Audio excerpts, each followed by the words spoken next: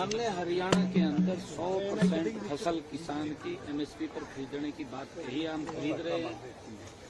केंद्र के अंदर भी आदरणीय नरेंद्र मोदी जी ने जिसकी मैंने चर्चा की, किसानों को जो कांग्रेस ने एक झूठ फैलाया था कि एमएसपी बंद हो जाएगा, लगातार पिछले 10 वर्षों से एमएसपी को नरेंद्र मोदी जी बढ़ा करके दे रहे हैं।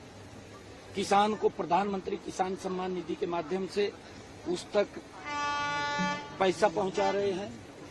प्रधानमंत्री फसल बीमा योजना के माध्यम से उसको जो नुकसान है उसकी भरपाई देने का काम कर रहे हैं। ये आंकलन जरूर होना चाहिए कि कांग्रेस के समय में किसान की अगर फसल का खराबा होता था, कांग्रेस कितना देती थी और हमारी सरकार के अंदर जो खराबा हुआ कितना पैसा दिया है। जमीन आसमान का अंतर है।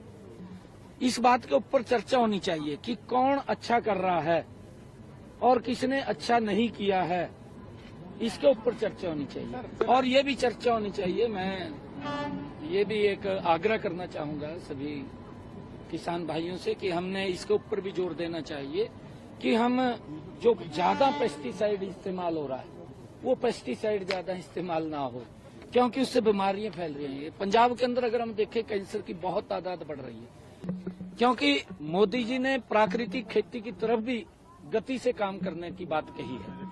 उन्होंने प्राकृतिक खेती को लेकर के बजट का भी प्रावधान किया है, ताकि और जो प्राकृतिक खेती अगर होगी उसका भाव भी मेरे किसान को ज्यादा मिलेगा।